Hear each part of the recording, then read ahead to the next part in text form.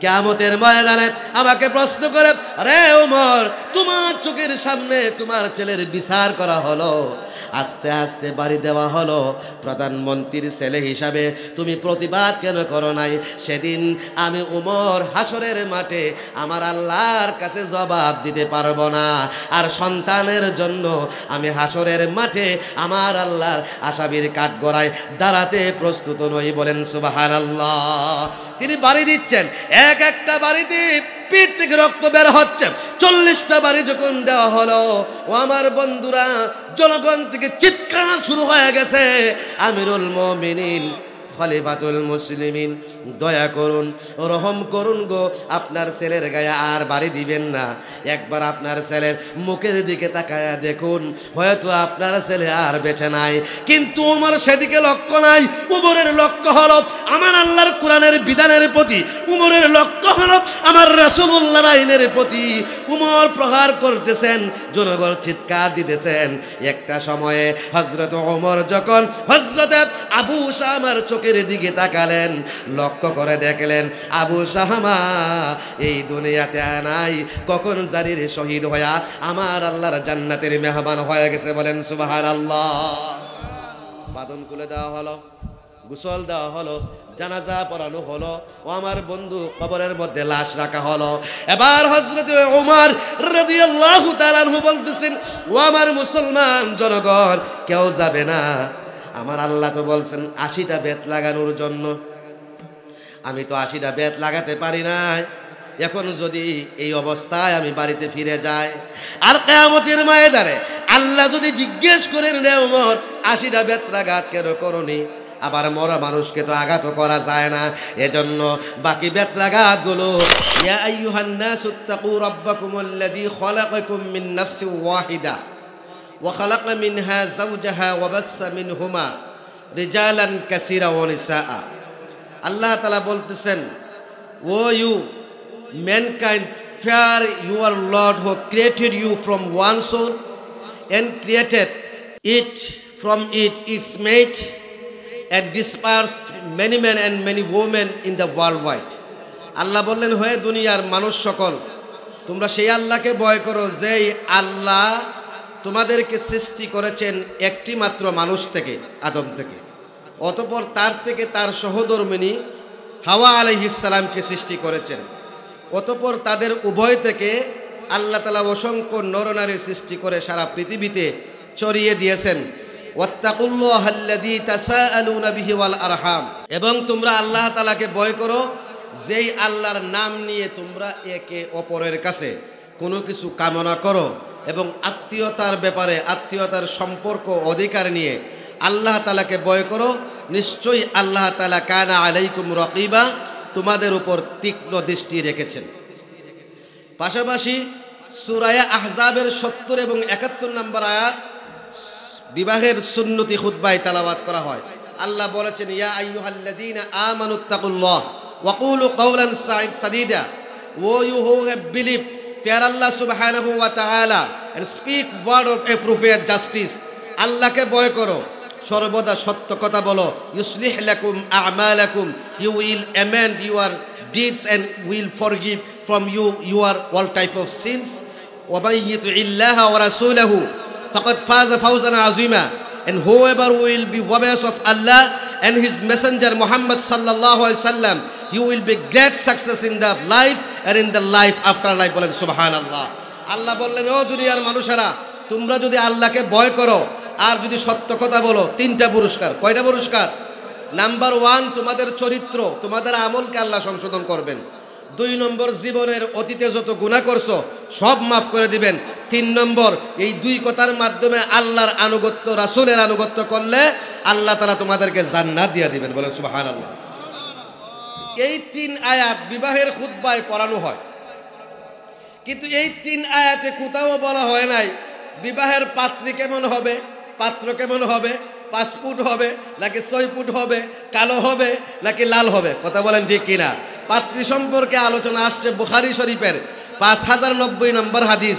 وقال أبو عبد الله محمد بن إسماعيل البخاري قال حدثنا مسدد قال حدثنا يحيى عن عبيد الله قال حدثني سعيد بن أبي سعيد عن عبيد الله عن أبي هريرة رضي الله تعالى عنه عن النبي صلى الله عليه وسلم قال تنكح المرأة لأربع لمالها ولحسبها ولجمالها ولدينها فاصفر بذات الدين চারটা গুণ দেখে পাত্রীকে বিবাহ করা হয় এক নম্বর হলো তার রূপ আছে কিনা তার ধন আছে কিনা বংশ ঠিক আছে কিনা চার নম্বর হলো তার দিনদারি আছে কিনা রাসূলুল্লাহ বলেন মেয়েটি যদি কালোও হয় বংশ যদি ভালোও না হয় তার মেয়ের যদি ধন সম্পদ নাও থাকে কিন্তু মেয়েটি যদি আলেমা হয় হাফেজা হয় কারিয়া হয় আল্লাহওয়ালা হয় পরহেজগার হয় সেই মেয়েকেই বিবাহ করো অন্যথায় তুমি পরবর্তীতে বিপদগ্রস্ত হবে অর্থাৎ যদি দিনদারি মেয়েকে অ্যাভয়েড করে অন্য কোনো মেয়েকে চয়েস করা হয়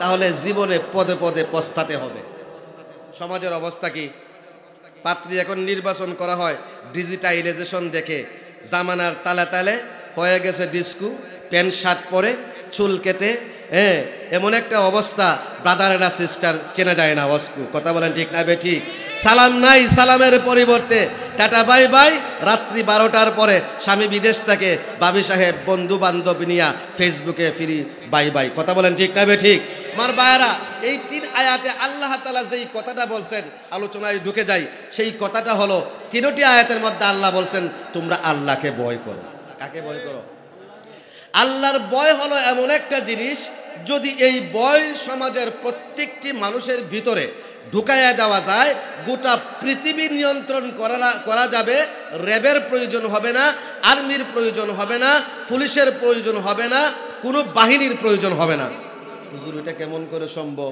আর্মি র্যাব বিডিআর সেনাবাহিনী দিয়েও দেশ কন্ট্রোল করা যায় না আপনি বলতেছেন কিচ্ছু লাগবে না তাহলে আসুন খুলাফায়ে রাশিদিনের যুগে চলে যাই রাসূলুল্লাহ সাল্লাল্লাহু আলাইহি সাল্লামের পরে প্রথম খলিফা হলেন হযরতে আবু বকর রাদিয়াল্লাহু তাআলা প্রধানমন্ত্রী মুসলিম বিশ্বের সুপ্রিম কোর্টের ওই সময়ের প্রধান বিচারপতি চিফ জাস্টিস হলেন হযরতে ওমর রাদিয়াল্লাহু তাআলা 2 বছর পরে হযরতে ওমর আবু বকরের কাছে এসে নিজের পদত্যাগপত্র জমা দিয়া বলতেছেন আমিরুল মুমিনিন আমি আর চিফ জাস্টিস প্রধান বিচারপতির পদে আর চাকরি করতে রাজি না সুবহানাল্লাহ বলতেন না আবু বকরে কয় উমর তাহলে বুঝছি এখন তুমি বুঝি এই প্রধানমন্ত্রী হতে চাও নাকি তুমি আর প্রধান বিচারপতি থাকবে না হযরত ওমর বললেন আমিরুল মুমিনিন আপনি এখনো জীবিত আছেন আপনি যেদিন এই পৃথিবীতে থাকবেন না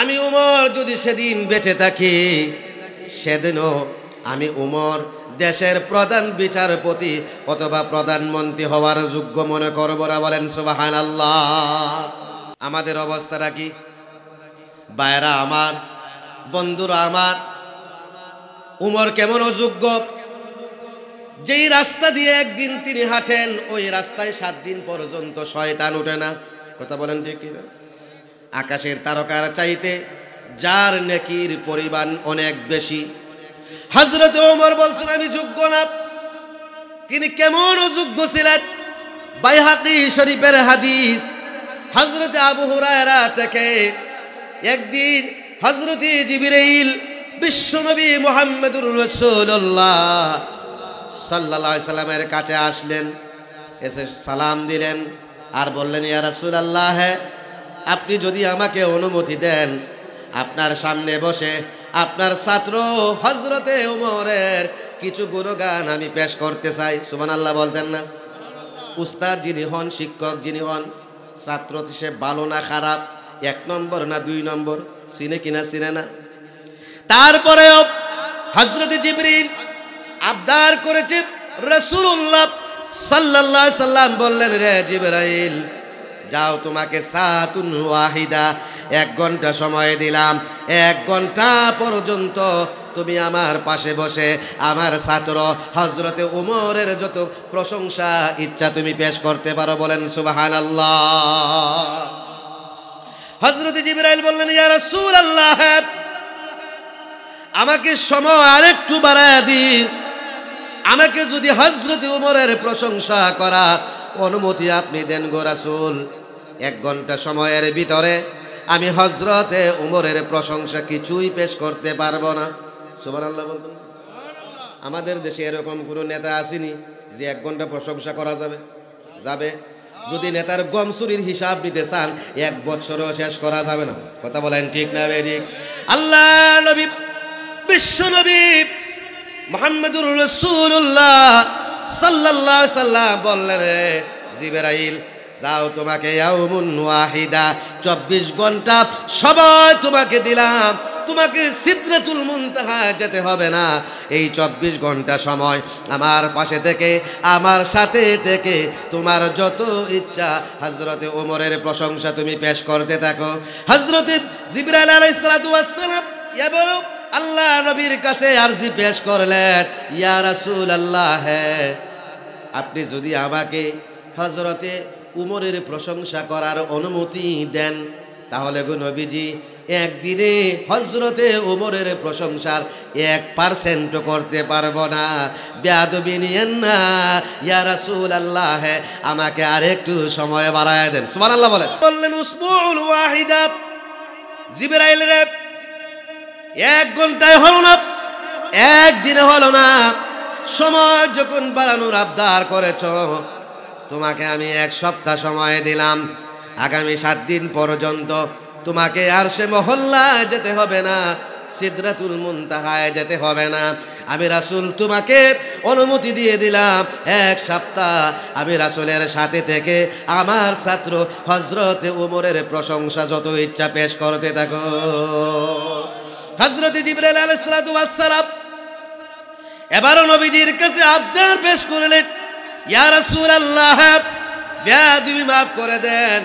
নবীজি গো, আমাকে যদি হযরতে ওমরের প্রশংসা করার অনুমতি দেন, পারমিশন দেন, আমি তো 1 সপ্তাহে তার প্রশংসা কিছুই করতে পারবো না, সময় বাড়াতে হবে। রাসূলুল্লাহ বললেন, যাও, তোমাকে শাহরুন ওয়াহিদা 1 মাস সময় দিলাম।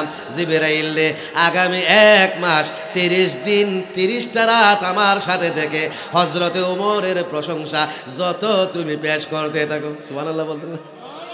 হযরতে জিবরাইল আলাইহিস সালাতু ওয়াস সালাম এবার নবীজির কাছে আবদার করে, ইয়া রাসূলুল্লাহ, 1 মাসেও পারবো না, বেয়াদবি নিয়েন না, আমাকে সময় আরো বাড়ায় দেন। আল্লাহ নবী বললেন, ব্যাপারটা বুঝলাম না। আচ্ছা যাও, সানাতুন ওয়াহিদা, জিবরাইল তোমাকে আমি 1 বছর সময় দিলাম, 365 দিন 365 রাত একটানা আমার কাছে থেকে, আমার পাশে থেকে তোমার যত ইচ্ছা হযরতে উমরের প্রশংসা তুমি করতে পারো। হযরতে জিবরাইল বললেন, ইয়া রাসূলুল্লাহ, বেয়াদবি নিয়েন না, আমাকে ক্ষমা করে দিন। আমি জিবরাইল সমস্ত ফেরেশতার সরদার হয়ে হযরতে উমরের প্রশংসা যদি আমি করতে চাই, ইয়া রাসূলুল্লাহ, 1 বছরেও আমি প্রশংসা করতে পারবো না, সময় বাড়াতে হবে। সুবহানাল্লাহ।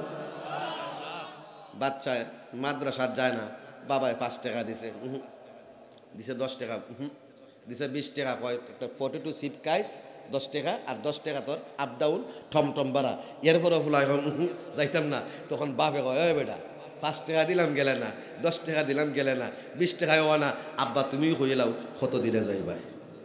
কথা বলেন ঠিক না বেঠিক?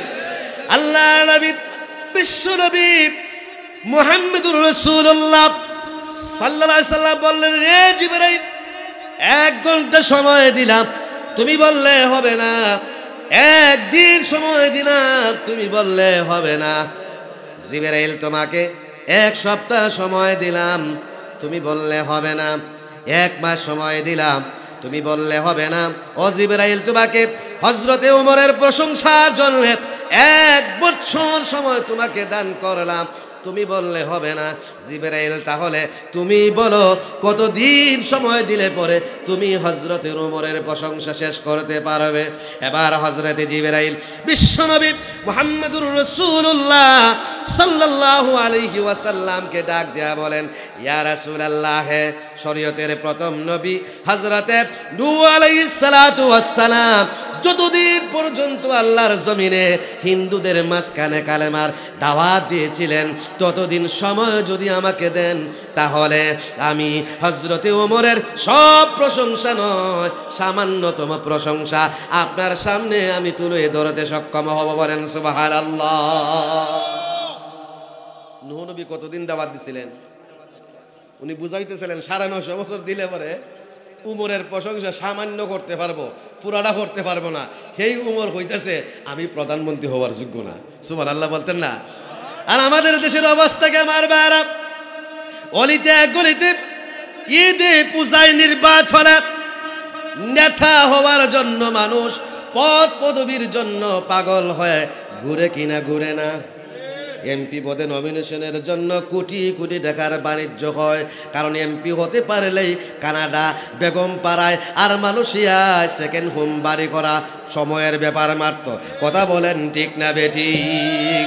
শুনুন আমার ভাইরা, যে ব্যক্তি নিজ থেকে নেতা হতে চায়, যে ব্যক্তি নেতা হওয়ার জন্য আবেদন করে, যে ব্যক্তি নেতা হওয়ার জন্য লোভ করে অথবা ইচ্ছা পোষণ করে, বিশ্বনবী বলছেন তুমি যদি বুঝতে পারো ওই লোকটা মেম্বার হতে চায়, ওই লোকটা চেয়ারম্যান হতে চায়, তার অ্যাক্টিভিটিসে, তার কর্মকলাপে তুমি যদি বুঝতে পারো, তাহলে নির্বাচনে ওই লোকটাকে তুমি ভোট দিবে না। দলিল হলো মিশকাত শরীফের 3683 নম্বর হাদিস।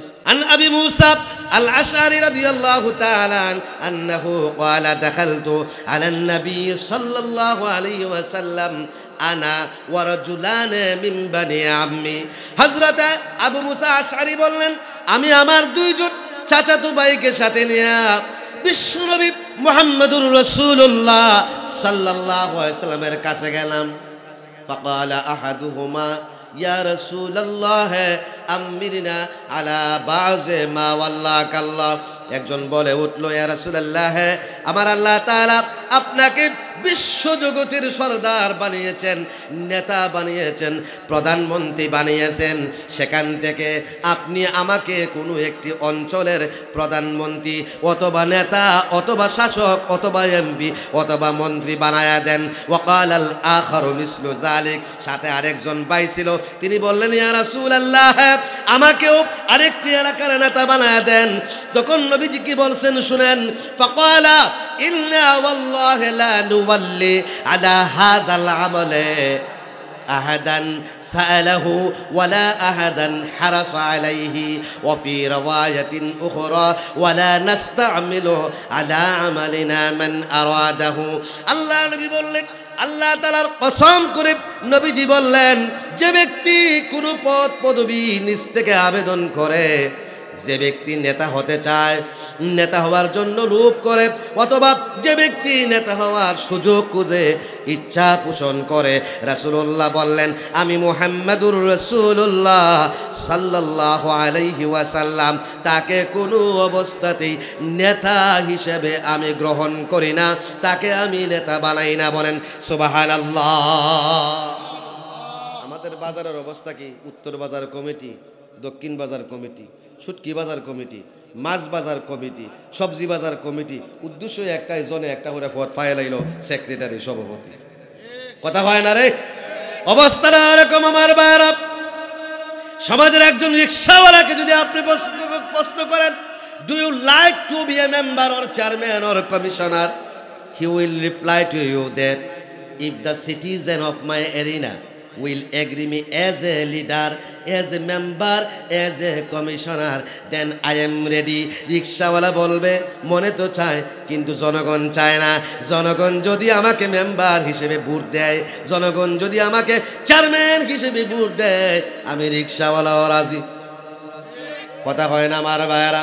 অথচ হযরতে ওমর রাদিয়াল্লাহু তাআলা আনহু, যার প্রশংসা করতে হযরত জিবরাইল 950 বছর সময় চান, ওই উমর, হযরতে উমর আবু বকর সিদ্দিক আকবরকে বলতেছেন, আমিরুল মুমিনিন, আপনি তো এখনো দুনিয়ার জমিনে বেঁচে আছেন, আপনি যেদিন থাকবেন না সেদিন যদি আমি উমর এই পৃথিবীর জমিনে বেঁচে থাকি আর মানুষেরা যদি আমাকে নেতা বানাতে চায়, তখনও আমি উমর নেতা হওয়ার জন্য নিজেকে যোগ্য মনে করব না। বলেন সুবহানাল্লাহ। হযরত উমর রাদিয়াল্লাহু তাআলা আনহুকে এবার আমিরুল মুমিনিন খলিফাতুল মুসলিমিন হযরতে আবু বকর রাদিয়াল্লাহু তাআলা আনহু বললেন, রে ওমর, তুমি প্রধানমন্ত্রী হতে চাও না? তাহলে সুপ্রিম কোর্টের প্রধান বিচারপতি পদ থেকে কেন তুমি চাকরি ছেড়ে দিতে চাও? কেন তুমি পদত্যাগ করতে চাও? এবার শুনেন তিনি কি বলেন। তিনি বললেন, হযরত ওমর বললেন, আমিরুল মুমিনিন, আমি গত 2 বছর যাবত 9টা থেকে 5টা পর্যন্ত অফিস করি, প্রতিদিন ঠিক টাইমে এজলাসে বসি, কিন্তু এই 2 বছরের ভিতরে আমি উমরের কোর্টের ভিতরে একজন ভাই তার আর একজন ভাইয়ের বিরুদ্ধে, একজন বোন তার ভাইয়ের বিরুদ্ধে, বাবা তার সন্তানের বিরুদ্ধে, স্বামী তার স্ত্রীর বিরুদ্ধে, প্রতিবেশী তার প্রতিবেশীর বিরুদ্ধে, মুসলমান তার মুসলমানের বিরুদ্ধে আমার কোর্টে 2 বছরের ভিতরে একটা মামলাও আসে নাই।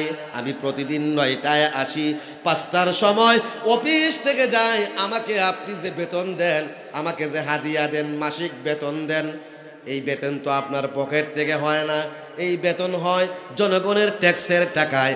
কিয়ামতের ময়দানে আল্লাহ রাব্বুল আলামিন যদি আমাকে প্রশ্ন করেন, উমর রে, তোমার কোর্টে কোনো কাজ ছিল না, তোমার কোর্টে কোনো বিচার ছিল না, চেয়ারে বসে বসে ঘুমাইছো আর সরকারি বেতন খাইছো, আমি ওমর সেদিন আমার আল্লাহর কাছে জবাব দিতে পারবো না। এজন্য আমিরুল মুমিনিন, যেহেতু আমার কোর্টে মামলা নাই, এই চাকরি করে সরকারি বেতন অলস বয়ে আমি বসে বসে খেয়ে আল্লাহর দরবারে আসামি হতে রাজি নই, এজন্যই আমি পদত্যাগপত্র জমা দিয়েছি। বলেন সুবহানাল্লাহ। উমরের কোর্টের ভিতরে 2 বছরের ভিতরে মামলা একটাও নাই।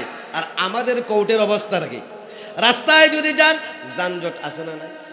বন্ডফিরের মাজারে যান, মাথার মধ্যে চুলের জট, রাস্তায় হলো গাড়ির যানজট, ভার্সিটিতে যান, শিক্ষার জট। আমাদের মামলা, আমাদের কোর্টে যদি যান, লক্ষ লক্ষ মামলার জট। কথা বলেন ঠিক না বেঠিক? তারপরেও দেখবেন ম্যাজিস্ট্রেট জজ সাহেব 9টার আসার কথা, 9টার অফিসার, এজলাস শুরু হয় 11টায়, কোথাও 12টায়, কোথাও 1টায়। কথা বলেন ঠিক কিনা? 1 ঘন্টার কাম আমার বাইরে 3 মাসেও শেষ হয় না। মামলার জট লাগবে না তো কি লাগবে? কথা বলেন ঠিক না বেঠিক?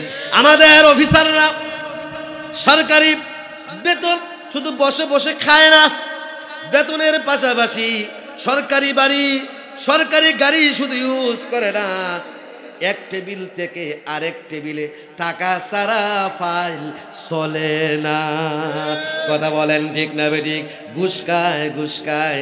ক্বালা ইমাম আবু দাউদ রাহিমাহুল্লাহু তাআলা আলাইহি, হাদ্দাসানা খালিদ ইবনে আখলাদা আবু তালিবিন ক্বালা হাদ্দাসানা আবু আসিমিন আন আব্দুল ওয়ারিস ইবনে সাঈদ আন সুলাইমিল মুআল্লিমি আন আব্দুল্লাহ ইবনে বুরাইদাতা আনিন নবী সাল্লাল্লাহু আলাইহি ওয়াসাল্লাম قال من استعملناه على عمل فرزقناه رزقا فما أخذ بعد ذلك فهو غلول।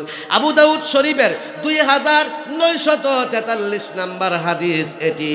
রাসূলুল্লাহ বলছেন, আমরা যখন কোনো মানুষকে সরকারি কাজে নিয়োগ দেই, তার জন্য মাসিক একটা ভাতা, একটি বেতন নির্ধারণ করি। ওই বেতনের বাইরে তারা যা কিছু গ্রহণ করে তা ঘুষ হিসেবে, খেয়ারত হিসেবে গণ্য হবে। আর আমার আল্লাহ তাআলা কুরআনুল কারীমের মধ্যে বলেছেন, ওয়াবাইয়াগুলুল ইয়াতি বিমা ওয়াল্লা ইয়াউমাল কিয়ামা। এই পৃথিবীতে যারাই খেয়ানত করবে, আমানতের মধ্যে নষ্ট করবে, কঠিন কিয়ামতের দিন খেয়ানতের বিষয়গুলো, বস্তুগুলো কাঁধের মধ্যে বহন করে আমার আল্লাহর দরবারে হাজির হবে। সুম্মা তুওয়াফা কুল্লু নাফসিম মা কাসাবাত ওয়া হুম লা ইউযলামুন। অতঃপর আল্লাহ তাআলা তাদেরকে তাদের পাওনা তাদের হিসাব বুঝায়া দিবেন। আর হিসাব করতে গিয়ে, বিচার করতে গিয়ে, প্রতিদান দিতে গিয়ে আমার আল্লাহ কারো উপরে তিল পরিমাণ জুলুম করবে না। বলেন সুবহানাল্লাহ। বাইরা আমার, এটা তো হলো একটা দিক। বেতনও খায়, লগে ঘুষও খায়।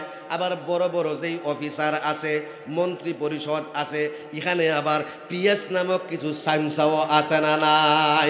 পিএস নামক কিছু সাইমসা আছে, তারা সুপারিশ করে, স্যার লোকটা অনেকদিন ধরে ঘুরতেছে, কাজটা করে দেন। আসেনি এরকম লোক? এই সুপারিশের ভিত্তিতে সে আবার কিছু উপহার খায়। এটা হইল জিনাকুর, এটা হইল সুদকুর। আন আবি উমামাতা রাদিয়াল্লাহু তাআলা আন্নান নবী সাল্লাল্লাহু আলাইহি ওয়াসাল্লাম ক্বালা মান শাফাআ লি আহাদিন শাফাআতান ফাআহদা লাহু হাদিয়াতান লাহা ফাকাবিলাহা ফাকাদ আতা বাবান আযীমান মিন আবওয়াবির রিবা।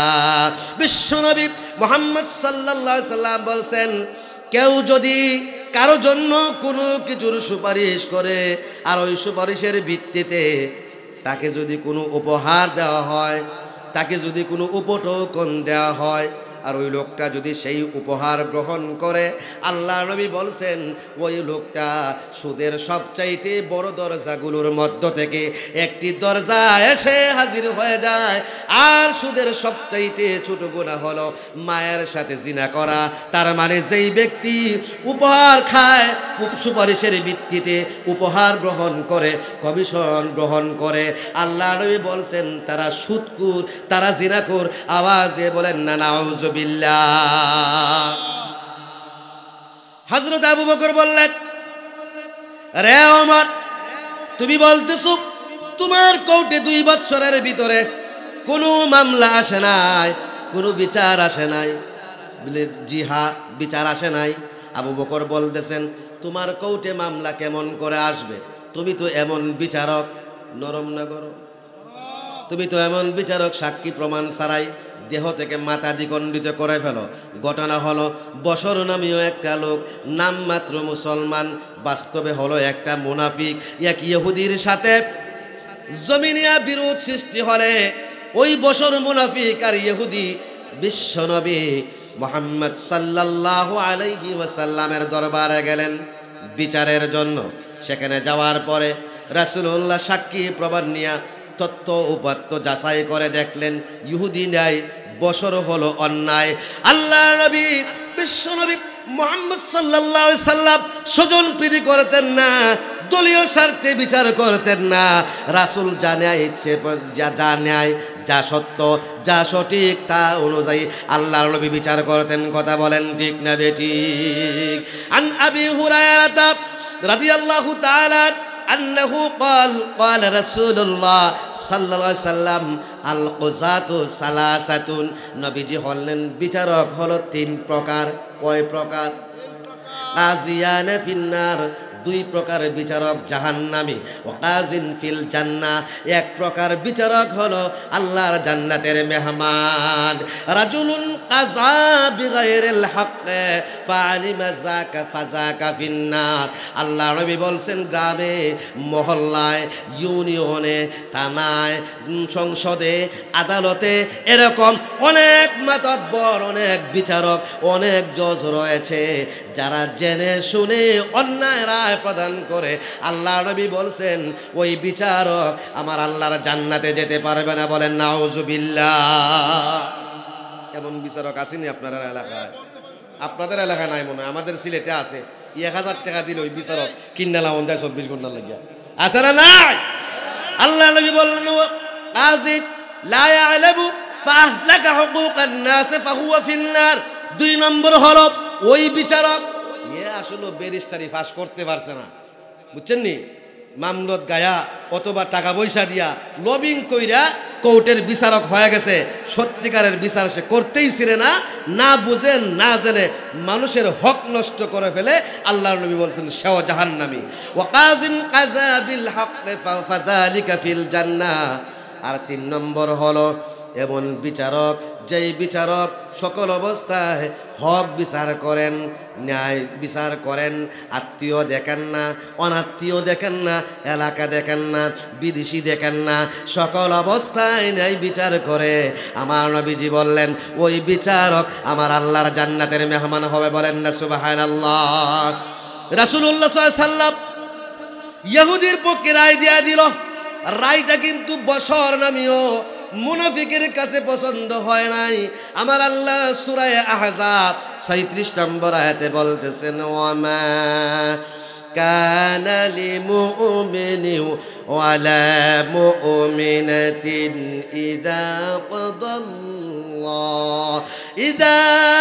কাদাল্লাহু ওয়া রাসূলুহু Amran আইয়াকুনা লাহুমুল khiyaratu min amrihim. It is not for a believing man and not for a believing woman when Allah subhanahu wa ta'ala and his messenger Muhammad sallallahu alayhi wa sallam will have a decide a decision about a matter. আমার আল্লাহ আমার নবী যখন কোনো বিষয়ে সিদ্ধান্ত গ্রহণ করেন তখন মুমিন নারী মুমিন পুরুষের জন্য ওই বিষয়ে অন্য কোনো আইন প্রণয়ন করা, অন্য কোনো সিদ্ধান্ত গ্রহণ করার কোনো অধিকার নাই।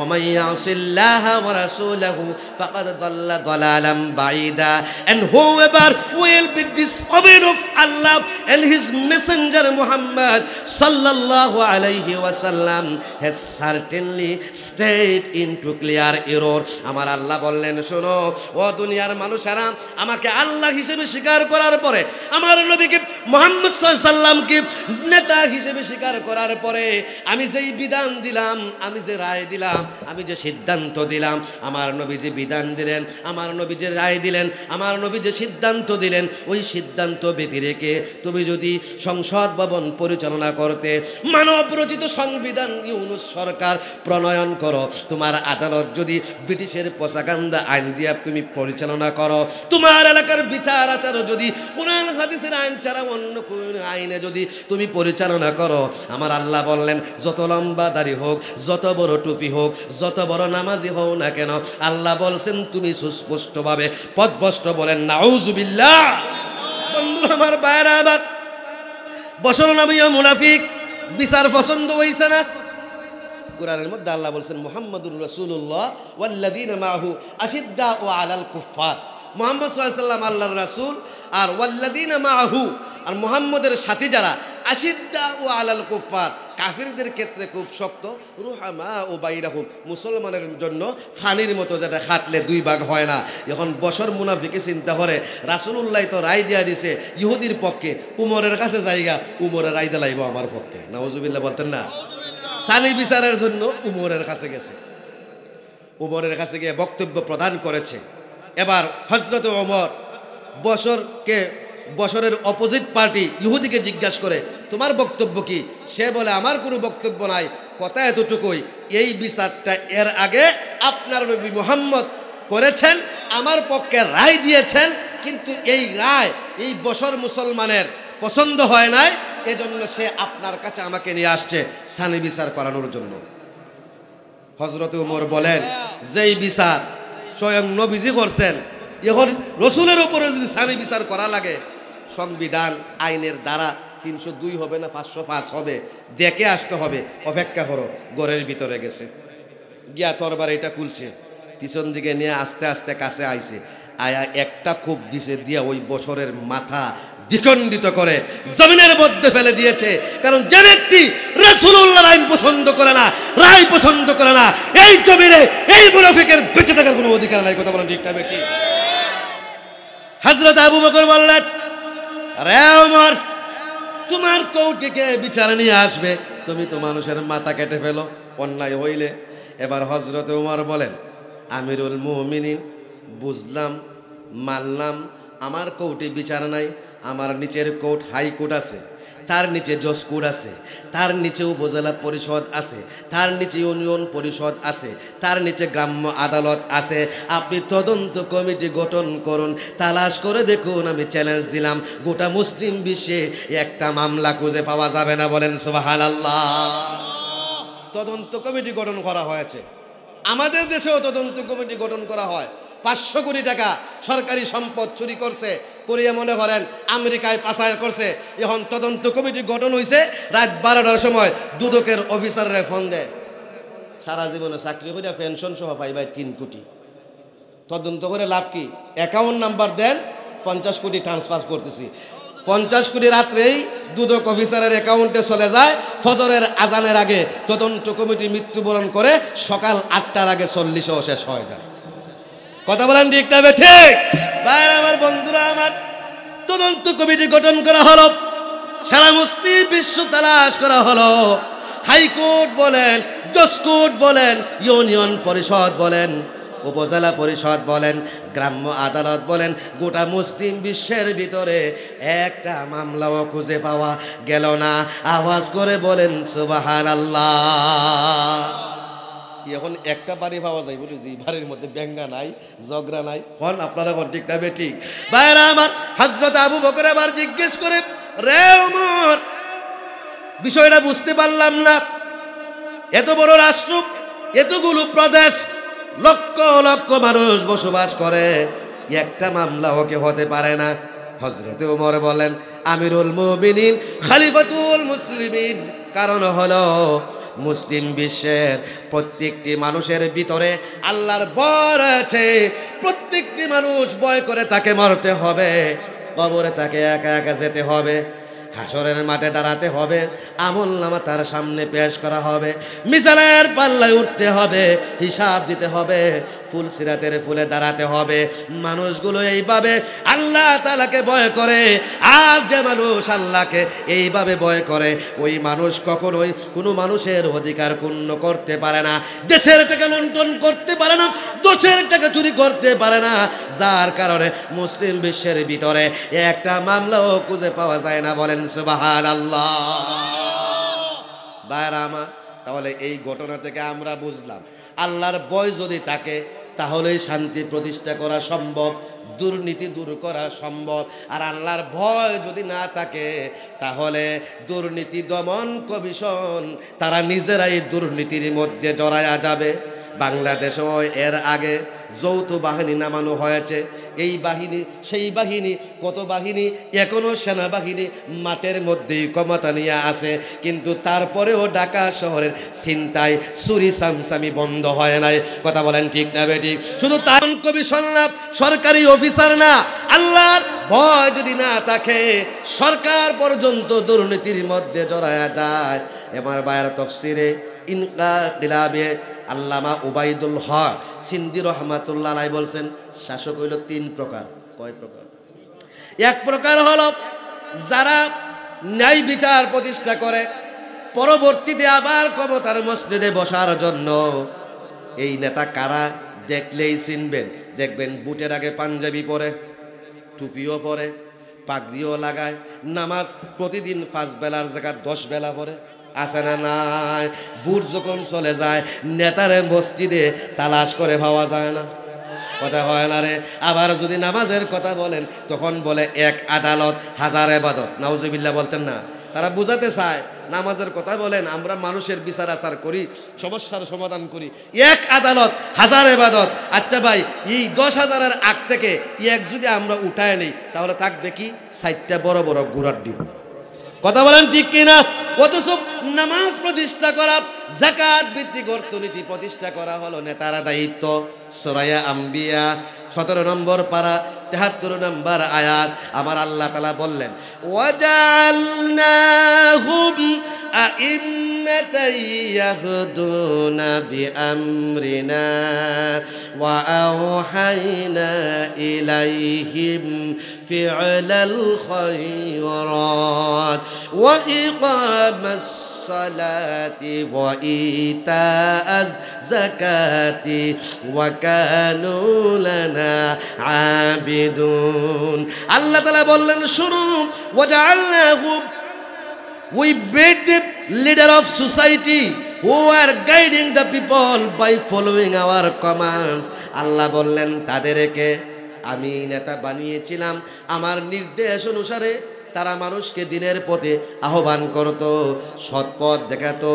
and we inspired them to do a good work, আর আমি তাদেরকে ওহী নাজিল করেছিলাম, অনুপ্রাণিত করেছিলাম সৎকর্ম সম্পাদন করার জন্য, and to establish of prayer, নামাজ প্রতিষ্ঠা করার জন্য, and to giving of zakat, zakat ভিত্তিক অর্থনীতি প্রতিষ্ঠা করার জন্য, wa kanu lana abidin, and all of them were worshipper of us. আল্লাহ বললেন তারা সকলেই ছিল আমি আল্লাহ তাআলার ইবাদতকারী।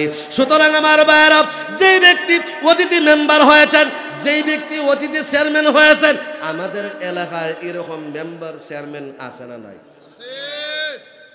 মেম্বার হওয়ার পরে যেই মেম্বার নামাজের জন্য মানুষের বাড়িতে বাড়িতে যায় না, যেই চেয়ারম্যান মানুষের বাড়িতে বাড়িতে যায় না, ওই মেম্বার আগামী নির্বাচনে আবার যদি দাঁড়ায়, খোদার কসম করে বলি তাকে ভোট দেওয়া জায়েজ হবে না।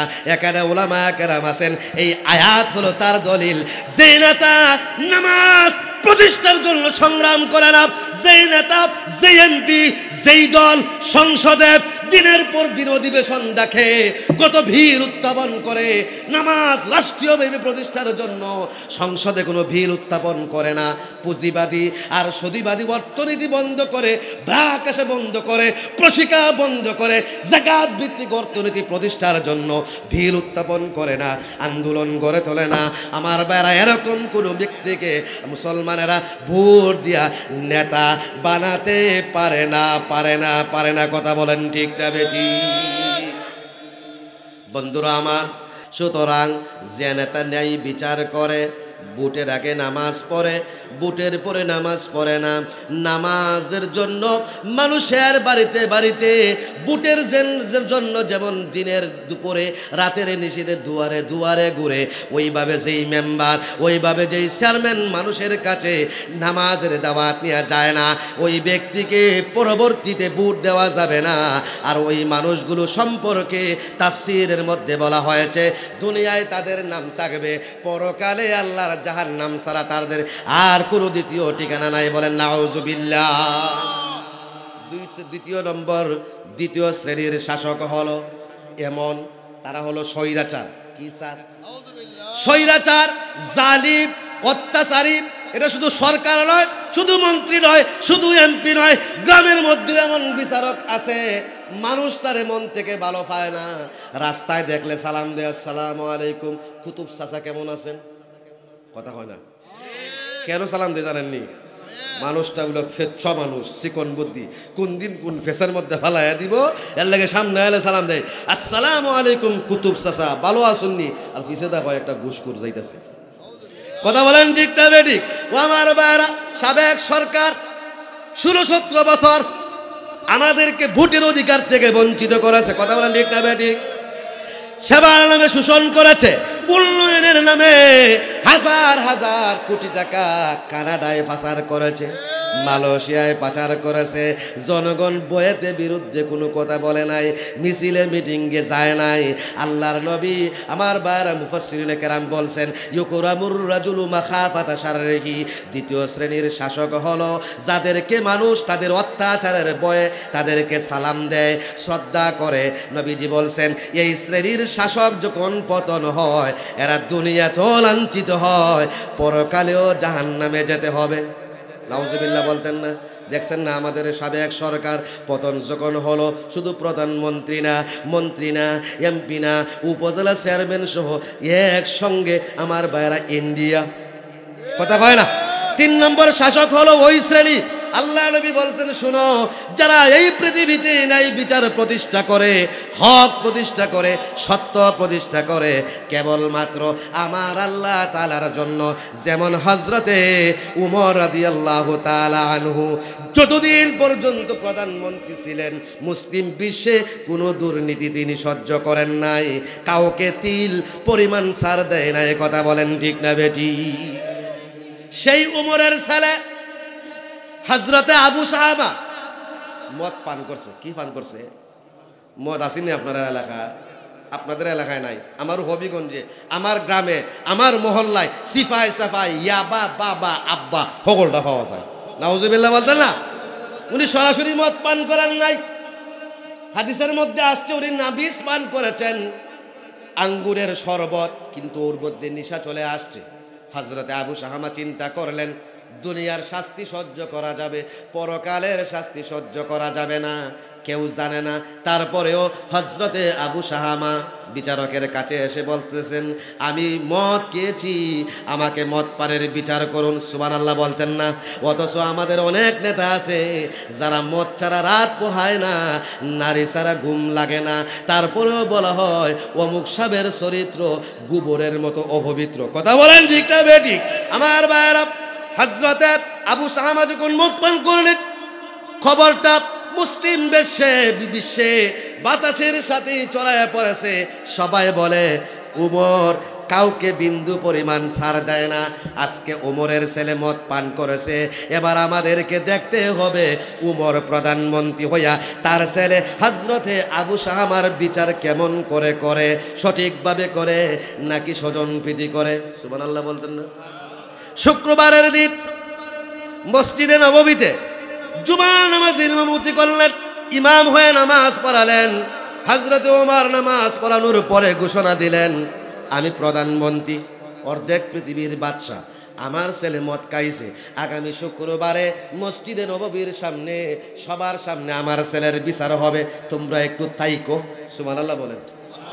আমাদের প্রধানমন্ত্রী শেখ হাসিনা উনি যদি বলতেন আমার ছেলে সজীব ওয়াজেদ জয় মাত্র 1 কোটি টাকা বেতন পায়, আমেরিকা বইসা বইসা, আমেরিকার মতো দেশে 11টা বিল্ডিং বাড়ির মালিক কেমন করে হইছে, বাংলাদেশের মানুষ সোহরাওয়ার্দী উদ্যানে আসো, ইনভেস্টিগেশন হবে, বিচার হবে। আপনারা বলেন, আপনারা কি গ্রামে থাকতেন না, ঢাকায় চলে যাইতেন? ঘোষণা যখন হয়ে গেল, তখন তো আর গাড়ি ছিল না, তখন তো আর ট্রেন ছিল না, বিমান ছিল না, মানুষ উটের উপর আরোহণ করে, গাদায় চড়ে, ঘোড়ায় চড়ে, আর যারা গরিব পায়ে হেঁটে মদিনার দিকে রওনা হয়ে গেছে। শুক্রবারের দিন যখন হলো, মদিনার মাঠ, পথ ঘাট, অলিতে গলিতে মানুষ আর মানুষ। জুমার নামাজের পরে মসজিদে নববীর সামনে স্টেজ বাঁধা হলো, প্রধানমন্ত্রী ওই স্টেজের মধ্যে বসা, প্রধান বিচারপতি বসা, হযরত আবু হুরায়রা বসা, আর হযরতে আবু শাহামা প্রধানমন্ত্রীর ছেলে লক্ষ লক্ষ মানুষের সামনে কুটির সাথে কাপড় খুলে বুকটাকে কুটির সাথে লাগায়া শক্ত করে বাঁধা হয়েছে। রায় হয়ে গেছে, জল্লাদকে বলা হলো 80টা বেত্রাঘাত করো, মদ পানের বিচার হলো, 80টা বেত লাগাতে হবে। জল্লাদ এবার একবার তার চাবুকের দিকে তাকায়, একবার হযরতে আবু শাহামার পিঠের দিকে তাকায়, আরেকবার হযরতে উমরের চোখের দিকে তাকায়, কারণ উমর হলো অত্যন্ত গরম সাহাবী। আমি যখন আবু শাহামার গায়ে বেত লাগাবো, কি জানি রে হযরতে উমরের রাগ চলে আসে, আর আমার দেহ থেকে মাথা দ্বিখণ্ডিত করে আমার ছেলে মেয়েকে ইয়াতিম বানায়া দেয়। এই কথা চিন্তা করতেছেন, এদিকে প্রধান বিচারপতি বললেন, রে জল্লাদ বেত্রাঘাত শুরু করো, দেরি করো না। এবার জল্লাদ বাড়ি দেয় আস্তে আস্তে, 1 2, প্রধানমন্ত্রীর ছেলে তার সামনে, তিনি বাদশাহ, তার ছেলেরে মারতেছে। বাড়ি কি আসতে হবে না জোরে হবে? জোরে বলেন, আসতে হবে না জোরে হবে? এই আস্তে আস্তে বাড়ি দেয়। 4 পর্যন্ত যখন গুনাহ হলো, হযরতে ওমর লাফ দিয়ে স্টেজ থেকে নেমে গেলেন। আমার ভাইরা, জল্লাদের শরীরে কম্পন শুরু হয়ে গেছে, হাত থেকে চাবুক পড়ে গেছে। জল্লাদ চিন্তা করে আর রক্ষা নাই, এই বুঝে আমার জীবনটা যায়। হযরতে ওমর সেটা কিন্তু করেন নাই, সেখানে গিয়ে চাবুকটা হাতে নিলেন, হাতে নিয়ে নিজে প্রধানমন্ত্রী হয়ে নিজের ছেলের গায়ে বিচার করতে শুরু করে দিলেন। প্রথম যেই বাড়িটা দিলেন, প্রথম বাড়িতেই হযরতে আবু শাহামার পিঠের চামড়া ফেটে রক্ত ফিনকিরি দিয়ে ছিটকি দিয়ে ছড়াইয়া ছিটায় পড়ল। বলেন সুবহানাল্লাহ। উনি গনে 1 2, প্রধান বিচারপতি এবার ডাক দিয়া বলে, আমিরুল মুমিনিন, আল্লাহ বলছেন, নবী বলছেন বেত্রাঘাত হবে 80টা, এর আগে 4টা বাড়ি দেওয়া হয়েছে। এখন যদি আপনি 1 থেকে গণেন তাহলে বাড়ি হবে 84টা। 4টা বেশি হবে। ইসলামের বিধানে বাড়ানো যাবে না। আপনি ফজরের ফরজ কয় রাকাত? এখন কেউ যদি কয় সময় যেহেতু আছে আজকে 4 রাকাত পড়া লাই, সওয়াব হইব না নামাজে হইতো না? আমিরুল মুমিনিন, ইসলামের বিধানে বাড়ানো যাবে না, আবার কমানো যাবে না। সুতরাং আপনি যদি নিজের হাতে নিজের ছেলের বিচার করতে হয় 5 থেকে গুনতে হবে। হযরতে ওমর বললেন, না না না, এটা হতে পারে না। এর আগে যেই 4টি বাড়ি দেওয়া হয়েছে, স্বজনপ্রীতি করা হয়েছে, আমি প্রধানমন্ত্রীর ছেলে হিসেবে আস্তে আস্তে বাড়ি দেওয়া হয়েছে। আল্লাহ তাআলা যদি কিয়ামতের ময়দানে আমাকে প্রশ্ন করে, আরে ওমর, তোমার চোখের সামনে তোমার ছেলের বিচার করা হলো, আস্তে আস্তে বাড়ি দেওয়া হলো, প্রধানমন্ত্রীর ছেলে হিসাবে তুমি প্রতিবাদ কেন করো নাই? সেদিন আমি ওমর হাসরের মাঠে আমার আল্লাহর কাছে জবাব দিতে পারবো না। আর সন্তানের জন্য আমি হাসরের মাঠে আমার আল্লাহর আসামির কাঠগড়ায় দাঁড়াতে প্রস্তুত নই। বলেন সুবহানাল্লাহ। তিনি বাড়ি দিচ্ছেন, এক একটা বাড়িতে পেট থেকে রক্ত বের হচ্ছে। 40টা বাড়ি যখন দেওয়া হলো, ও আমার বন্ধুরা, জনগণ থেকে চিৎকার শুরু হয়ে গেছে, আমিরুল মুমিনিন খলিফাতুল মুসলিমিন, দয়া করুন, রহম করুন গো, আপনার ছেলের গায়ে আর বাড়ি দিবেন না। একবার আপনার ছেলের মুখের দিকে তাকায়া দেখুন, হয়তো আপনার ছেলে আর বেঁচে নাই। কিন্তু ওমর সেদিকে লক্ষ্য নাই। উমরের লক্ষ্য হলো আমার আল্লাহর কোরআনের বিধানের প্রতি, উমরের লক্ষ্য হলো আমার রাসূলুল্লাহর আইনের প্রতি। উমর প্রহার করতেছেন, জনগণ চিৎকার দিতেছেন। একটা সময়ে হযরত ওমর যখন হযরতে আবু শামার চোখের দিকে তাকালেন, লক্ষ্য করে দেখলেন আবু শামা এই দুনিয়াতে নাই, কখন জারির শহীদ হইয়া আমার আল্লাহর জান্নাতের মেহমান হয়ে গেছে। বলেন সুবহানাল্লাহ। বাঁধন খুলে দেওয়া হলো, গোসল দেওয়া হলো, জানাজা পড়ানো হলো, ও আমার বন্ধু কবরের মধ্যে লাশ রাখা হলো। এবার হযরত ওমর রাদিয়াল্লাহু তাআলা আনহু বলতেছেন, ও আমার মুসলমান জনগণ, কেউ যাবে না। আমার আল্লাহ তো বলছেন 80টা বেত লাগানোর জন্য, আমি তো 80টা বেত লাগাতে পারি নাই। এখন যদি এই অবস্থায় আমি বাড়িতে ফিরে যাই, আর কিয়ামতের ময়দানে আল্লাহ যদি জিজ্ঞেস করেন, রে ওমর, 80টা বেত লাগাত কেন করনি? আবার মরা মানুষকে তো আঘাত করা যায় না, এজন্য বাকি বেত্রাঘাতগুলো এই মুহূর্তে আমি আমার ছেলের কবরের মাটির উপরে দিয়া 80টা আমি পরিপূর্ণ করব, যাতে করে কঠিন কিয়ামতের ময়দানে আমার আল্লাহর আসামির কাঠগড়ায় আমাকে দাঁড়াতে না হয়। বলেন সুবহানাল্লাহ।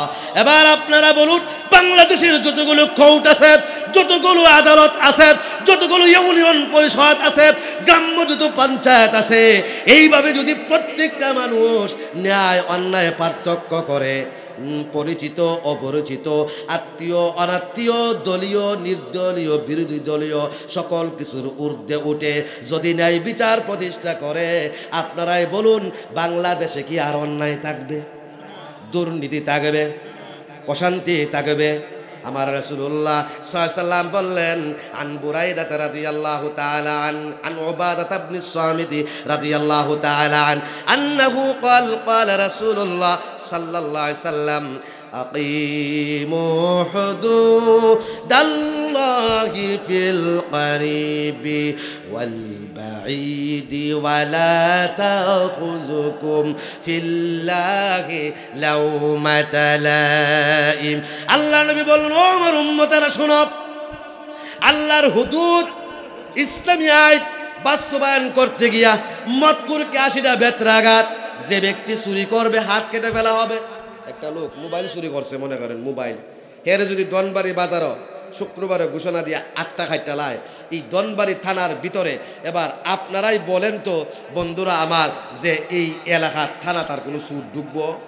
সারা বাংলাদেশও যাও, দনবাড়ি যায় না, এখানে ধরা পড়লে 8 কাইটা লাই। বাইরে যারা জিনা করে, বেবিচার করে, ইফটিজিং করে, যদি অবিবাহিত হয় 100টা বেত ফিডের মধ্যে, আর যদি বিবাহিত হয় তাহলে কবর পর্যন্ত মাটির মধ্যে গেড়ে তাকে পাথর নিক্ষেপ করে করে হত্যা করা হবে। এইভাবে যদি একটা জিনাকুরের বিচার করা হয়, খোদার কসম বাংলাদেশের সব মহিলারা রাত 12টার সময় ঘর থেকে বের হবে, ফজরের আগে ঘরে ভিতরে প্রবেশ করবে। বাংলাদেশের কোনো যুবক তাদের দিকে চোখ তুলে তাকানোর সুযোগ পাবে না। কথা বলেন ঠিক না বেটি? এই জন্য আমি বলছিলাম, আমার আল্লাহ তাআলা সূরা নূর 2 নম্বর আয়াতের মধ্যে বলতেছেন, ওয়ালা তাখুযুকুম বিহিমা রাআফাতুন ফি দীনিল্লাহি ইন কুনতুম তুমিনুনা বিল্লাহি ওয়াল ইয়াউমিল আখির। 18 নম্বর পারা সূরা নূর 2 নম্বর আয়াত। আমার আল্লাহ বলতেছেন, ও দুনিয়ার মানুষেরা, তোমরা যদি আল্লাহতে বিশ্বাসী হও, পরকালে বিশ্বাসী হও, কিসে বিশ্বাসী? আর কিসে বিশ্বাসী?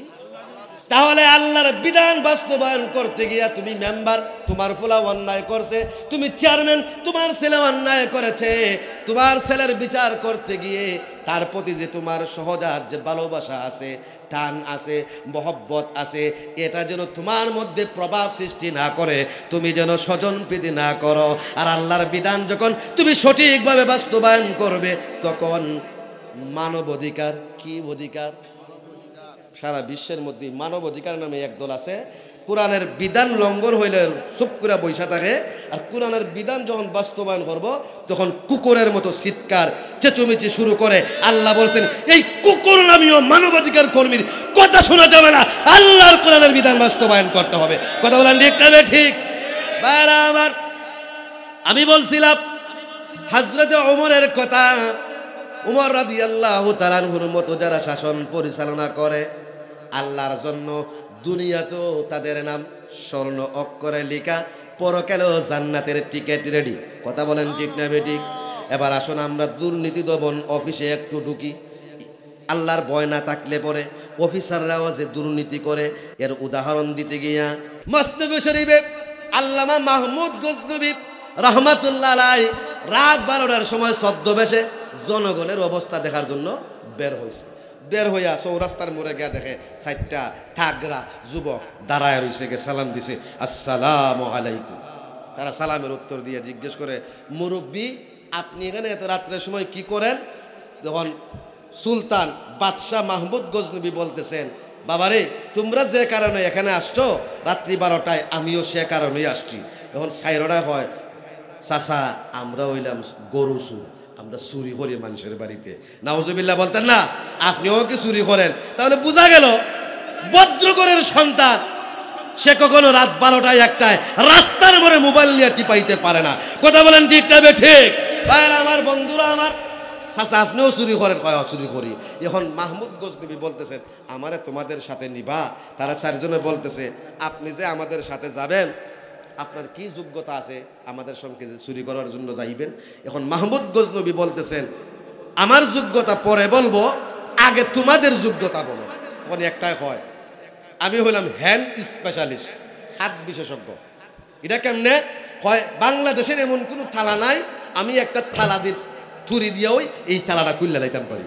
নাউজুবিল্লাহ বলতেন না? 2 নম্বরটা হয় আমি নোজ স্পেশালিস্ট, নাক বিশেষজ্ঞ। ঘরের মধ্যে রুম আছে 4-5টা, কোন রুমের মধ্যে টেকা সারা রাত দূরে তো আর খুঁজা যাইতো না, তালাশ করা যাইতো না। আমি নাক দিয়া টান দিলেই বুঝতাম পারি কোন জায়গাটার মধ্যে টেকা পয়সা। 3 নম্বরটা হয় আমি হইলাম আই স্পেশালিস্ট, চোখ বিশেষজ্ঞ। আমি একবার যারা দেখি কখনোই আর তাকে বলি না। বাজারে চুরির মাল তোলার আগে বাজারটা একবার চোখ ঘুরাইয়া দেখি যে মালিক আসেনি, থাকলে মাল তুলি না, না থাকলে মাল তুললা বিক্রি করি। 4 নম্বরটায় হয় তা আমি হইলাম খান বিশেষজ্ঞ।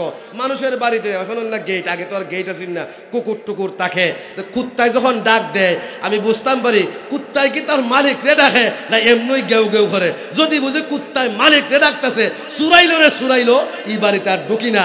আর যদি বুঝি না হ্যাঁ এমনই গেউ গেউ করে, তাহলে ঢুকে যাই। আমাদের দেশে ওই স্পেশালিস্ট আছে না নাই?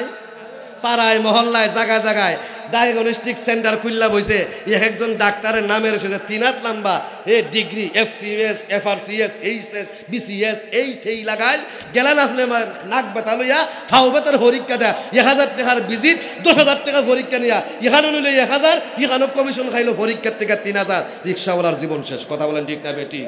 এরকম নামদারি এই স্পেশালিস্টগুলো আজকে ডাক্তার, অধিকাংশ ডাক্তার ফসাই। কথা বলেন ঠিক না? এখন সাইরজনের জিগায় চাচা আপনার কি যোগ্যতা আছে? তিনি বলেন আমি হইলাম দাড়ি বিশেষজ্ঞ। সুবহানাল্লাহ বলেন। এটা কেমনে? চুরি করলে তো দরাই ফরাওই লাগতে পারে, যদি দরাই ফরে যায় আর কোর্টে যদি আমাদেরকে তুলে, এটা আমার অভিজ্ঞতা আছে। আমি দাড়িটা এমনি একটু নাইরা একটা মুস্কি হাসি দিলে পরে বিচারকে আর কোনো বিচার করে না, বেকসুর খালাস দিয়া দেয়। সাইরোটা তাহলে আপনিও আমরার বস, আর আপনি যেহেতু দাড়ি নাড়া দিলে সাইরা দেয়, সুতরাং আর কোনো হলো যাইতাম না, ডাইরেক্ট বাদশার বাড়িতে আজকে শুরু করবো। বাদশা কার সাথে? বাচ্চা কার সাথে? তাদের সাথেই 5 বস্তা চুরি করছে। চুরি করে আমার বাইরা জঙ্গলার মধ্যে রাখিয়া বাদশায় হয় আজকে যেহেতু চুরি হয়েছে, হালকা একটু গরম থাকবো এলাকা, আমরা আগামী পরশুদিন চুরির মাল বাটোয়ারা করবো, যার যার বাড়ির যাওগা। সবাই বাড়িতে চলে গেছে। বাদশাহ এখন ওই থানার যে দুর্নীতি দমন অফিসের একটা অফিস আছে থানা লেভেলে, এটা অফিসার হইল আইএফাস। কি ফাঁস? এর একটা কান্না হয়েছে, কয় শুনলাম রাত্রে বলে গুডাউনও চুরি হয়েছে, একটু তালাশ করে দেখাও তো কি অবস্থা। হে চিন্তা করে 1.5 টাকা বেতন ভাই, সারা জীবন আর কয় টাকা কামাইমু, এই সুযোগ যায়।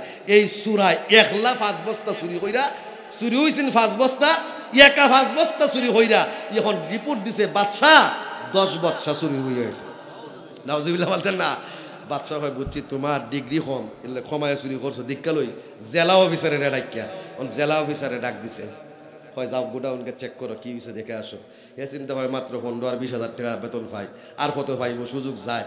একলা ওই 10 বস্তা চুরি কইরা আয়া হয় বাদশাহ গোডাউনের অবস্থা খারাপ, 20 বস্তা নাই। নাউজুবিল্লাহ বলতেন না? বাস্তা হয় বুঝছি তুমি ডিগ্রি ফার্স্ট, এর লেগে তোমার চুরির পরিমাণটা বেশি। এখন ওই যে বিভাগীয় অফিস একটা আছে না, এটা হলো এমএফাস। কি ফাস? এমএফাস হি অফিসারটা আনছে, আইনা হয় তালাশ করো। এখন হে চিন্তা করে সারা জীবন আর 4 টাকা কামাইব, সুযোগ যায় মালয়েশিয়া একটা বাড়ি বানাইবার। হে এখন একলা ওই 20 বস্তা চুরি হইরা রিপোর্ট দিছে, হয় বাদশাহ নন্দন 40 বস্তা নাই। নাউজুবিল্লাহ বলতেন না? এখন বাদশাহ মনে মনে চিন্তা করে আর মনে মনে হাসে। এবার একবারে ঢাকার যে হেড অফিস, ওই যে দুর্নীতি দমনের চেয়ারম্যান, তারে খবর দিছে, দেখে আসো গোডাউনটা তালাশ করো। হে চিন্তা করে আমার সারা জীবনে বেতন পেনশন সহ না হলে 2-4 কোটি টাকা পাবো, ওখানে সুযোগ যায়। 40 বস্তা চুরি হইরা গাড়ির মধ্যে উঠাইয়া বাসাত ফাড়াইয়া আয়া রিপোর্ট দেয়, হয় 80 বস্তা নাই। নাউজুবিল্লাহ বলতেন না? তাহলে এই ঘটনা থেকে আমরা বুঝলাম এদের মনে আল্লাহর ভয় নাই। যদি আল্লাহর ভয় থাকতো তারা চিন্তা করলো না যে এই সম্পদ জনগণের 1 টাকা 2 টাকা ট্যাক্সের টাকায় একত্রিত হয়েছে, কিয়ামতের ময়দানে একজনের টাকা মাইরা খাইলে মাফ চাওয়ার একটা সুযোগ আছে। কোটি কোটি মানুষের টাকা যদি ফাঁসার করি, চুরি করে কয়জনের কাছ থেকে মাফ চাইমু, কিভাবে মাফ পাইমু, এই বই যদি তাদের ভিতরে থাকতো তাহলে দুর্নীতি করতো।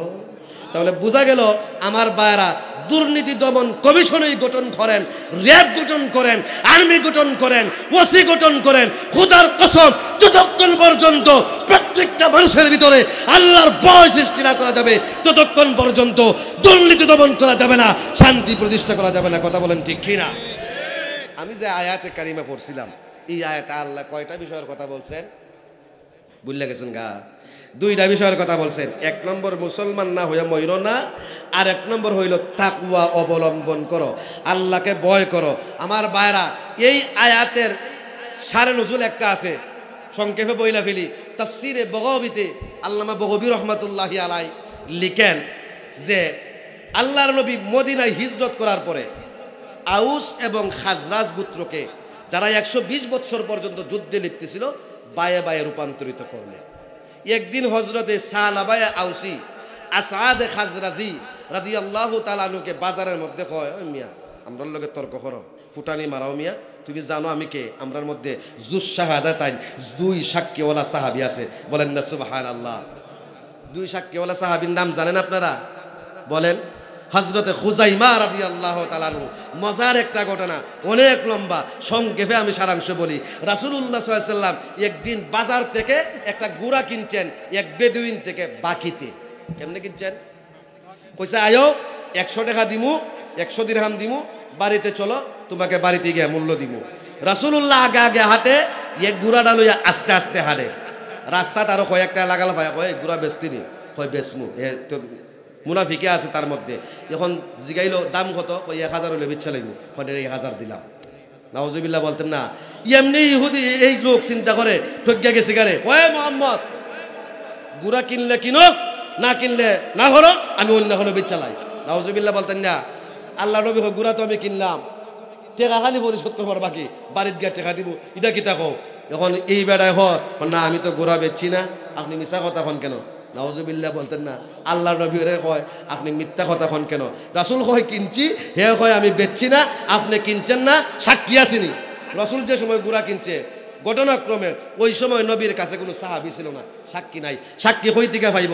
সাহাবীরা জড়িত জড়ো হইয়া একত্রিত হইয়া বলতেছে, ও ভাই, আল্লাহর নবী জীবনে মিথ্যা কথা বলছেন না, তুমি মিথ্যাবাদী, তুমি আর তর্ক হইল না। হ্যাঁ, কিন্তু সাক্ষী ছাড়া মানে না, সাক্ষী ছাড়া বিচার হইব।